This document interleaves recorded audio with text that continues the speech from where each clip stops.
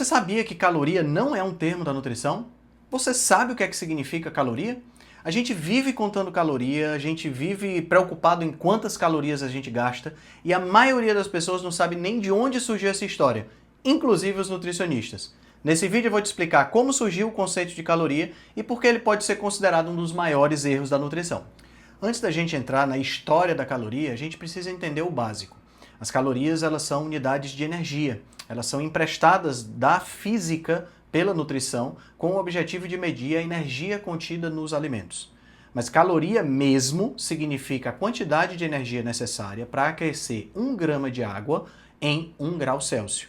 Portanto, uma caloria é uma unidade de energia muito pequena. O que nós comumente chamamos de caloria é o que na física se chama de quilocaloria. O prefixo quilo significa 1000 vezes, quilômetro, 1000 vezes o metro, quilograma, 1000 vezes o grama. Então a quilocaloria são 1000 calorias. Convencionou-se, isso no passado, a se chamar uma caloria com C maiúsculo equivalente a 1 quilocaloria. Na minha opinião, isso mais confundiu do que ajudou. No entanto, quando você olha na embalagem de um determinado alimento, que esse alimento tem 200 calorias, você está na realidade vendo que esse alimento tem 200 quilocalorias, ou seja, 200.000 calorias. O corpo humano, em média, de um homem gasta em torno de 2.500 quilocalorias por dia, ou seja, 2.500.000 calorias por dia, e de uma mulher, 2.000 quilocalorias por dia, o que equivale a 2 milhões de calorias. No finalzinho do século XVIII, baseado nos estudos de Lavoisier na área da combustão, as pessoas começaram a tentar entender e se perguntar se o corpo humano seria uma máquina térmica. É nesse contexto que surge o trabalho de Wilbur Owen Atwater. Ele era um químico agrônomo do Departamento de Agricultura e ele usou os alimentos, queimando esses alimentos em um calorímetro para verificar o teor de calorias que existia nesses alimentos. Então o calorímetro, né, é uma estrutura, o calorímetro do século XVIII era uma estrutura bem maior do que o que nós temos hoje, mas é uma estrutura onde você coloca qualquer substância dentro, independente de ser um alimento ou não, e ao redor desse calorímetro você tem água, uma massa conhecida de água. Você então faz com que essa substância que está dentro do calorímetro entre em combustão, né? Então você queima essa substância, que pode ser, por exemplo, amido, pode ser, por exemplo, carne, pode ser, por exemplo, gasolina, pode ser, por exemplo, essa camisa. Tá? Então você queima essa substância e o calor liberado pela queima da substância é transferido para uma massa conhecida de água e a variação de temperatura vai me dizer quanto de energia tinha nessa substância que foi queimada, baseado no conceito de caloria. O Wilbur Atwater, então, fez essa queima com diversos tipos de alimento e com diversos macronutrientes. E no final das contas ele chegou à conclusão que 1 grama de carboidrato tem aproximadamente 4 calorias, 1 grama de proteína tem 4 calorias e 1 grama de lipídio tem 9 calorias. E qual é o grande problema das calorias? O grande problema das calorias é que nós não somos um calorímetro. Nós não funcionamos como uma máquina física, uma máquina térmica física. As calorias no corpo, elas são aproveitadas de forma diferente, elas são queimadas de forma diferente. Nós somos criaturas hormonais e não criaturas térmicas. Então, quando eu como um pedaço de pão que tem 50 calorias e quando eu como um pedaço de carne que tem 50 calorias, veja, os dois tipos de alimento têm a mesma quantidade de energia. No entanto, o efeito hormonal sobre o corpo é totalmente diferente. O efeito do pão com 50 calorias é muito mais anabólico do que o efeito da carne com 50 calorias. O efeito do pão vai liberar muito mais insulina, que é um hormônio, do que a carne com as mesmas 50 calorias.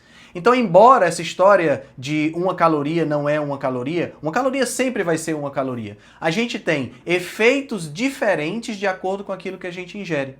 E nós não podemos deixar de citar também o chamado efeito térmico do alimento. Veja, o carboidrato tem a menor energia de ativação. O que é essa energia de ativação? Energia de ativação é a quantidade de energia que o corpo tem que investir para poder retirar a energia do alimento que ele está ingerindo. Pois é, o nosso corpo também faz esse tipo de coisa. Então veja como 50 calorias de carboidrato não corresponde a 50 calorias de proteína, exatamente pela diferença na energia de ativação. A forma como nós aproveitamos esses nutrientes é totalmente diferente. Enquanto o carboidrato e a gordura são nutrientes puramente energéticos, embora possam ser usados de forma estrutural, mas são primariamente fontes de energia, a proteína, embora possa ser usada como fonte de energia, ela não vai ser direcionada para tal porque nós somos péssimos queimadores de proteína para obter energia. As proteínas, elas são fundamentalmente nutrientes estruturais. Então, veja, o fato de você comer determinada quantidade de calorias não significa que seu corpo vai responder exatamente da mesma forma se você comer a mesma quantidade de calorias vinda de outro alimento. 100 gramas, 100 calorias de açúcar não corresponde a 100 calorias de salmão. 100 calorias de arroz com feijão e farofa não corresponde a 100 calorias de churrasco. Essa diferença está no cerne do grande problema que as calorias acabaram causando dentro da nutrição. Mesmo com todas essas limitações, as calorias acabaram se tornando a parte mais importante da nutrição hoje em dia. Desde a década de 50 e com o advento da ciência nutricional logo em seguida, nós passamos a tentar calcular quantas calorias o ser humano gasta. Tentamos fazer fórmulas específicas, medir a quantidade de calorias. Cada uma dessas medidas, cada uma dessas fórmulas tem as suas falhas, tem as suas imperfeições. E é interessante porque, embora o conceito de caloria seja um conceito da física, se você chegar para a faculdade de nutrição e disser assim, a partir de hoje, na faculdade de nutrição, não se ensina mais nada baseado em caloria.